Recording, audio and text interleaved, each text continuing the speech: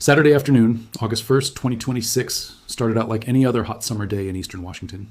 Then, just before noon, a wildfire ignited in an open area of brush and grass northwest of Spokane.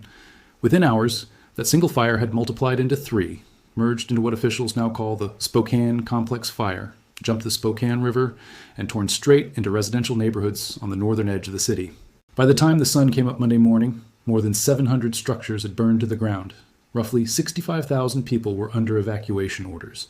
Nearly half of Spokane's neighborhoods were either evacuated or under direct threat, and the city's mayor was standing in front of cameras calling it the worst natural disaster this region has ever faced.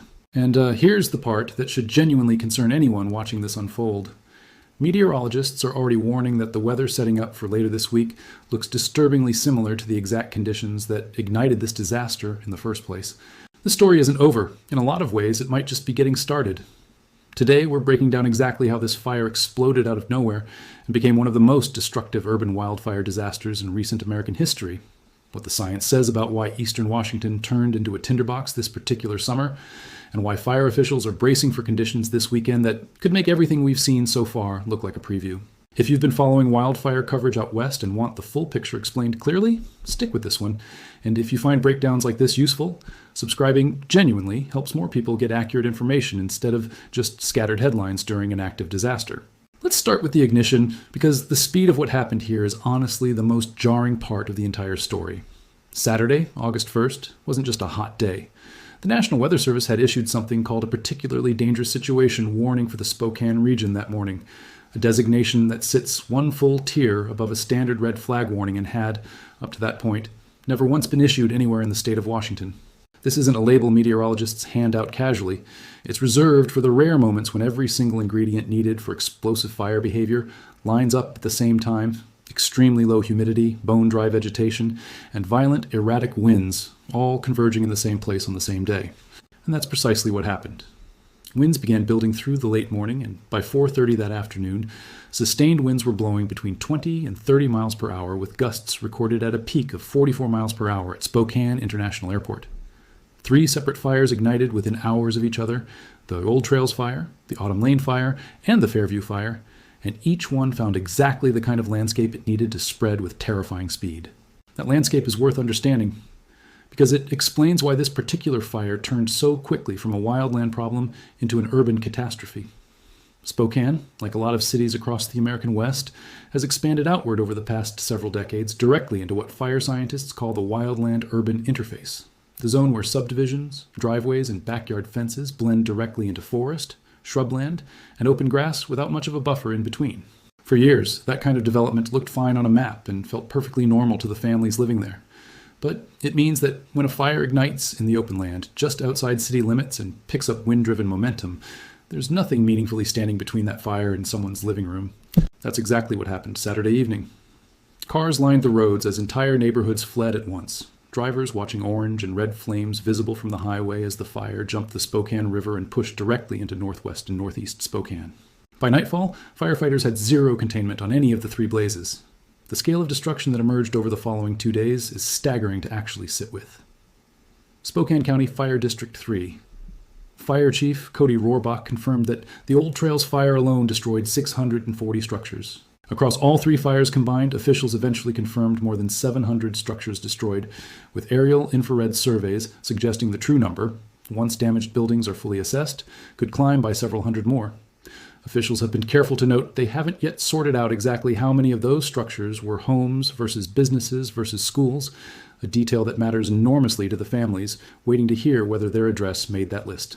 Evacuation orders eventually covered close to 19,000 individual homes and roughly 65,000 people, a number that had jumped from just 4,000 people under evacuation the day before, which tells you almost everything you need to know about how fast the situation deteriorated. Among those evacuated were patients at a Veterans Affairs Medical Center, moved out under emergency conditions as flames closed in on the surrounding area. Remarkably, as of the most recent updates, no injuries or fatalities have been confirmed. But Benjamin Kossel, a spokesperson for the Incident Command Center, was blunt about that number, telling reporters, "There is a high probability that could change in the coming days as flames subside and search teams are finally able to reach communities that remain inaccessible because of ongoing fire activity." Some evacuees have already returned to burn areas to step through hot rubble looking for whatever survived. Others are still waiting, unsure when they'll even be allowed back into their own neighborhoods, with officials saying that timeline could be anywhere from a week to several weeks, depending on the block. The scope of what's actually burning goes well beyond the city of Spokane itself. This is genuinely a statewide emergency. Washington Governor Bob Ferguson declared a state of emergency on Saturday, prohibiting nearly all outdoor and agricultural burning across the entire state through the end of September, and confirmed that a request for immediate federal assistance through FEMA had already been submitted, along with a separate request for longer-term recovery funding.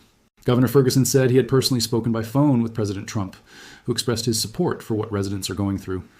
Across Washington state as a whole, officials counted 15 major wildfires burning simultaneously as of this past weekend, a number that climbed to 17 within days, collectively consuming more than 250,000 acres. State Public Lands Commissioner Dave Upthegrove reported that around 5,000 firefighters were actively responding to those blazes statewide. Zoom out even further, and the picture becomes almost hard to process. More than 1,000 individual fires have sparked across Washington since the start of this year alone, burning a combined total of roughly 425,000 acres, more than 660 square miles of forest, neighborhood, tribal land, and open scabland. That makes this the most destructive wildfire season Washington has experienced in at least the past 5 years, and it's still only early August. The response effort mobilizing around Spokane has been genuinely massive in scale. The Washington National Guard was activated within hours of the first fire igniting. A specialized wildfire management team, California Interagency Incident Management Team 7, was brought in specifically to coordinate all 3 blazes as a single unified complex rather than 3 separate incidents, a structure typically reserved for the most serious, resource-intensive fires in the country. More than 4,000 firefighters have been deployed to the fight, arriving from 12 different states, and notably from as far away as Australia, a reflection of just how thin domestic firefighting resources are being stretched this particular summer with so many major fires burning simultaneously across the American West. On Monday, an arson arrest was made. 37-year-old Aaron Farinacci was taken into custody by the Spokane County Sheriff's Office in connection with the investigation into the Old Trails fire specifically, the most destructive of the 3 blazes. Investigators have not disclosed the origins of the other 2 fires in the complex, and that part of the investigation remains ongoing. Now let's talk about why this particular summer set the stage for a disaster like this to even become possible, because the wind and the ignition source are really just the trigger. The underlying vulnerability was built over the preceding several months, and it traces back to something that doesn't get nearly as much public attention as it deserves: snowpack. Winter snowpack across the mountains of the Pacific Northwest functions like a slow-release reservoir. Snow accumulates through the cold months, then gradually melts through spring and into early summer, feeding rivers, keeping soil moisture elevated, and keeping forest vegetation hydrated well into the traditional fire season. This past winter, Washington experienced what researchers are describing as a historic snow drought, far below normal snowfall combined with unusually warm winter temperatures. That combination meant the natural reservoir effect essentially failed months before fire season even began. Forests across the region dried out weeks earlier than they normally would in a typical year, leaving trees under prolonged water stress and turning vegetation into exactly the kind of primed, easily ignitable fuel that a single spark and 40-mile-an-hour wind gust can turn into an inferno within hours. Layer the immediate weather conditions on top of that underlying drought stress, and you get the full picture of why Saturday became what meteorologists are calling one of the most extreme fire weather events the region has ever documented. The temperature swings alone tell part of the story. Nighttime lows in the 50s and low 60s combined with daytime highs pushing well past 90 produced temperature swings of close to 40 degrees within a matter of hours, and that kind of dramatic swing is itself a signal of extremely low relative humidity, meaning almost no moisture available anywhere in the air to slow a fire's spread.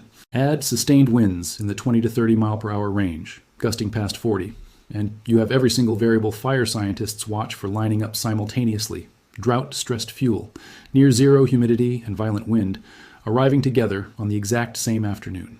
In the immediate aftermath, there was at least a brief window of relief. Sunday brought somewhat weaker winds, giving exhausted firefighting crews a chance to establish what officials described Monday as relatively decent control over the boundaries of at least one of the 3 blazes, the Autumn Lane fire. But relief in a situation like this tends to be temporary and partial rather than complete, and this case was no exception. Even as winds eased, a high-pressure ridge began rebuilding over the Pacific Northwest, and that ridge brought its own serious problem. It trapped smoke directly over Spokane through Monday and Tuesday, driving air quality across the region into unhealthy and, in some areas, very unhealthy territory, with particulate pollution pouring in both from the local fires and from ongoing wildfire smoke drifting down from British Columbia. Temperatures climbed right alongside that smoke, reaching the mid-80s on Tuesday, the low 90s on Wednesday, and the mid-90s by Thursday, driven by the very same atmospheric heat dome responsible for the extreme fire weather in the first place. And through all of it, there has been no meaningful rain anywhere in the forecast. None. Not a trace of the kind of moisture that could genuinely slow this crisis down. This is where the story shifts from what has already happened to what officials are now bracing for. And it's the piece of this that makes the situation feel less like a disaster that's winding down and more like one that could be entering a second, potentially worse chapter. Meteorologists with the National Weather Service office covering Spokane have specifically flagged this coming Friday and Saturday, August 7th and 8th, as a period of elevated to critical fire weather. Their forecast points to temperatures climbing into the range of 90 to 100 degrees, combined with very low humidity and gusty winds, the same fundamental recipe that produced Saturday's catastrophe just 1 week earlier. Officials have been explicit in their public messaging that this combination creates an environment where new fires can ignite and spread rapidly, and where existing fires that firefighters have only partially contained could reignite and blow up again under renewed wind pressure. AccuWeather meteorologists tracking the broader western wildfire situation echoed that same warning, describing a heat dome expected to strengthen further over the Rockies later this week, pushing widespread highs into the 90s and even past 100 degrees across a stretch of states running from California and Arizona through Idaho, Montana, and eastern Washington. And critically, there's no significant rain anywhere in the 7 to 10 day forecast, meaning the drought conditions driving all of this aren't projected to ease at all through the middle of August. Local meteorologist Daniel Butler put it about as plainly as a forecaster can. He said that even though conditions haven't yet crossed the specific threshold needed to formally declare another red flag warning, his team is watching Friday and Saturday extremely closely for exactly the kind of hot, dry, and breezy pattern that preceded last weekend's disaster, and he urged residents to prepare now before conditions arrive, rather than waiting to react once they do. It's worth pausing here to explain why fire officials and meteorologists treat repeat wind events like this one so seriously, because it's not just about a single bad afternoon. A landscape that has just burned isn't necessarily safer going forward. In some ways, it can be more volatile in the days that follow, because containment lines that firefighters have painstakingly built around a fire's edge are often only partially secured, dependent on continued calm weather to hold. A renewed round of strong, dry wind can push flames back across those same containment lines, reignite smoldering material that never fully extinguished, and in the driest, wind-exposed areas, spark entirely new ignitions from something as small as a spark off a vehicle, a downed power line, or embers carried well ahead of any visible fire front. That's precisely the scenario officials are trying to get ahead of this week, watching a landscape that's already scorched, already stretched thin on firefighting resources, and already sitting under historic drought conditions, and bracing for the exact same atmospheric setup that caused all of this in the first place to potentially return within a matter of days. There's also useful context in looking back at how this specific corner of Washington has dealt with fire before, because Spokane County is no stranger to destructive wildland fire, even if nothing on this scale has hit this close to the city itself. Back in August 2023, a fire that ignited near the community of Elk in the same county burned close to 11,000 acres, destroyed nearly 400 structures, and was linked to one fatality, at the time considered one of the most destructive fires in the county's modern history. That fire, too, followed a red flag warning for high winds and low humidity, the same fundamental pattern showing up again this year, just at a dramatically larger scale, and this time striking directly inside city limits, rather than in a more rural, outlying community. Officials with the Washington Department of Natural Resources have been candid about what that repetition means. This isn't the first time these exact ingredients have combined to produce disaster in this region, and without meaningful lasting changes to drought patterns and development practices along the wildland-urban interface, it's very unlikely to be the last. Let's talk about what daily life inside this disaster has actually looked like for the people living through it. Because the raw statistics, 640 structures, 65,000 evacuees, can obscure just how disorienting and prolonged this kind of event is for the families experiencing it firsthand.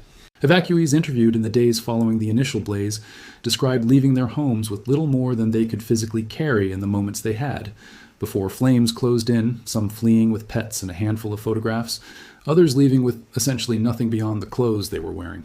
One couple whose rented duplex on Spokane's west side burned in the fire were photographed embracing outside the wreckage of what had been their home just days earlier, an image that quickly became emblematic of the human toll behind the acreage figures and containment percentages dominating official briefings. Spokane Mayor Lisa Brown told reporters that nearly half of the city's neighborhoods have either been evacuated outright or remain classified as at risk, a proportion that speaks to just how sprawling this event has been relative to the size of the city itself, home to roughly 230,000 residents in total. For many of those residents, the waiting has become its own particular kind of hardship. Days spent in hotel rooms, staying with relatives, or sheltering in emergency accommodations set up by the Red Cross and County Emergency Management, checking maps and official updates for any sign of when their specific block might be cleared for re-entry, with officials candidly admitting that timeline could stretch anywhere from 1 week to several. It's also worth putting this event into the broader national context of urban wildfire disasters, because Spokane's situation fits into a pattern that has become increasingly familiar and increasingly deadly across the American West over the past decade. Fires that begin in wildland vegetation and then transition into what officials here have started calling an urban conflagration, essentially a fire that behaves less like a forest fire and more like a structure-to-structure fire once it reaches a dense residential area, represent one of the fastest growing categories of disaster risk in the country. The 2018 Camp Fire in Northern California, which destroyed the town of Paradise and killed 85 people, and the 2023 Maui wildfires, which killed more than 100 people in and around Lahaina, both followed a broadly similar arc. Dry vegetation, a spark, and extreme wind-driving flames directly into densely built neighborhoods faster than evacuation efforts could keep pace with.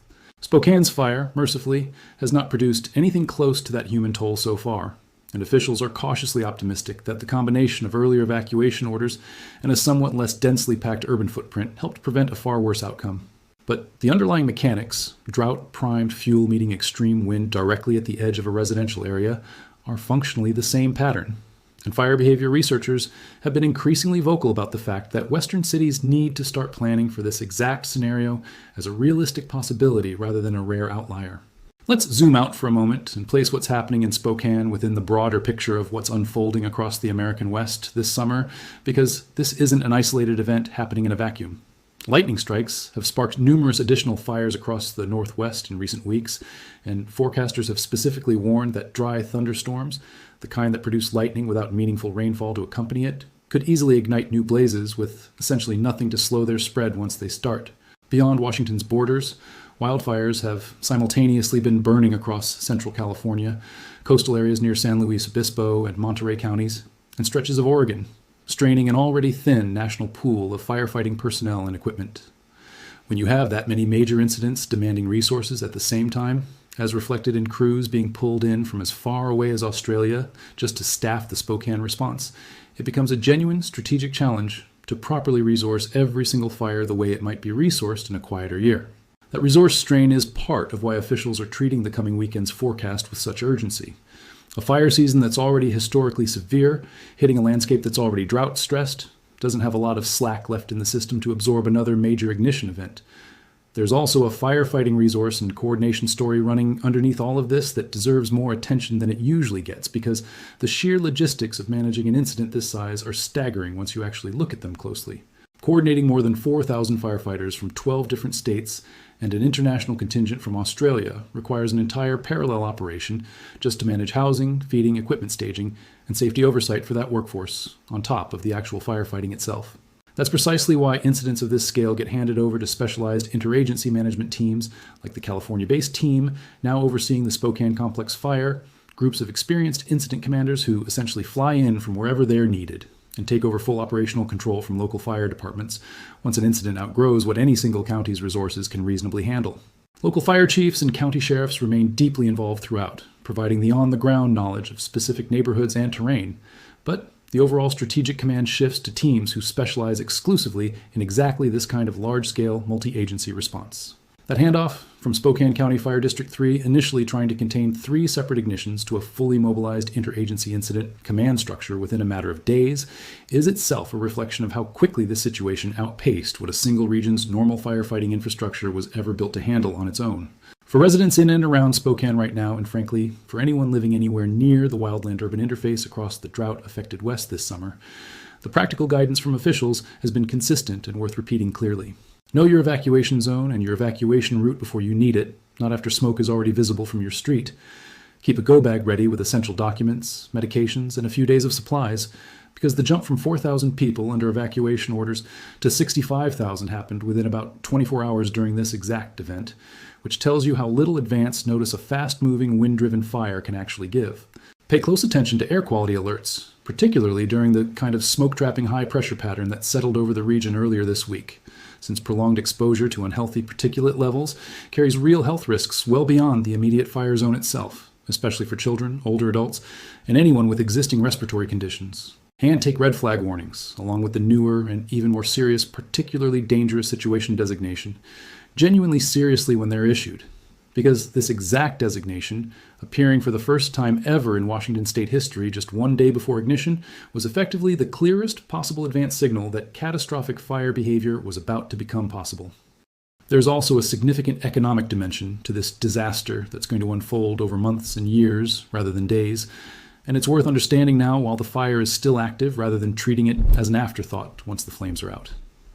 Rebuilding 640 homes at a minimum in a region where construction costs and material prices have already climbed substantially in recent years represents an enormous financial undertaking, both for individual families and for the local economy as a whole.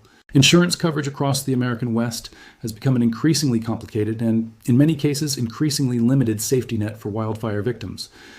A growing number of insurers have pulled back from writing new policies in fire-prone areas altogether over the past several years, or have sharply raised premiums and deductibles specifically for wildfire risk, leaving some homeowners underinsured or facing policies that won't fully cover the cost of rebuilding at current prices.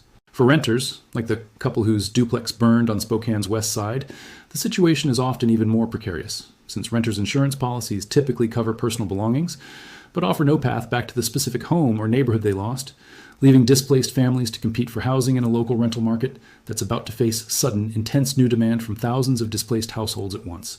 Governor Ferguson's request for federal disaster recovery funding through FEMA is aimed precisely at addressing this gap. But federal disaster assistance typically takes months to actually reach affected households in meaningful amounts, and it rarely covers the full cost of what families have lost. Local businesses across the affected neighborhoods face their own version of this same problem. Some destroyed outright, others facing weeks of lost revenue, while surrounding areas remain under evacuation orders, and normal commerce simply isn't possible. The environmental and health consequences of this event are also going to extend well past the moment the flames are finally extinguished. Wildfire smoke doesn't just create a hazy, unpleasant sky. The fine particulate matter it releases, generally referred to as PM2, 5, because of how microscopically small those particles are, is capable of penetrating deep into human lungs and, from there, into the bloodstream, triggering both immediate respiratory distress and longer-term cardiovascular strain, particularly for children, elderly residents, pregnant women, and anyone with pre-existing asthma, COPD, or heart conditions. Regional air quality agencies have already issued unhealthy and very unhealthy air quality alerts across multiple counties in central and eastern Washington and into North Idaho, driven by a combination of smoke from the local fires and additional smoke drifting down from ongoing wildfires burning across British Columbia. That kind of prolonged compounding smoke exposure, stacking local fire smoke on top of long-range smoke from fires burning hundreds of miles away, has become an increasingly common summer reality across large parts of the interior Pacific Northwest, turning what used to be an occasional bad air quality day into weeks of accumulated exposure for residents who have no realistic way to simply leave the region until conditions improve. It's also worth acknowledging that the way this fire spread has forced a genuine reconsideration among local officials about what evacuation planning actually needs to look like going forward. Because the speed of the escalation here, from 4,000 people under orders to 65,000 within about a single day, exposed real limitations in how quickly public warning systems and road networks can move that many people at once. County emergency management officials have said they intend to review the entire evacuation timeline once the immediate crisis is resolved, looking specifically at whether earlier, more aggressive preemptive evacuation orders issued before a fire actually reaches a given neighborhood rather than after could have reduced the chaos of Saturday evening when cars were backed up along evacuation routes with flames already visible from the roadway. That kind of after-action review has become almost standard practice following major wildland urban fires across the West in recent years, and the findings from similar reviews after other destructive fires have consistently pointed toward the same conclusion, that erring on the side of earlier evacuation, even at the cost of some false alarms in years when a fire doesn't ultimately reach a threatened area, saves far more lives over time than waiting for greater certainty before ordering people to leave. There's a broader pattern worth sitting with as we wrap this up, because Spokane's disaster this week is not really a freak, isolated event so much as it's the latest and most visible example of a trend that fire scientists have been documenting across the American West for years now. Winters are trending warmer and drier in a growing number of years. Snowpack is arriving later and melting earlier. Vegetation is drying out weeks ahead of historical norms, and development keeps pushing further into exactly the kind of landscape that's most vulnerable to fast-moving fire. Individually, none of those trends guarantees a disaster in any specific place in any specific year. But stacked together, year after year, they steadily raise the odds that when a spark and a dangerous wind event do eventually align, as they did this past Saturday afternoon in Spokane, the resulting fire has both drier fuel and more homes built directly in its path than it would have had a generation ago. That's really the through line connecting the historic snow drought back in the winter to 640 burned homes in August, and it's the same through line connecting this weekend's forecast to the very real possibility that this particular disaster isn't finished writing its final chapter yet. None of this means every future fire season will automatically replicate what's happening in Spokane right now. Weather patterns still vary considerably year to year, and a wetter winter or a calmer, less wind-driven summer could genuinely ease the pressure in any given season.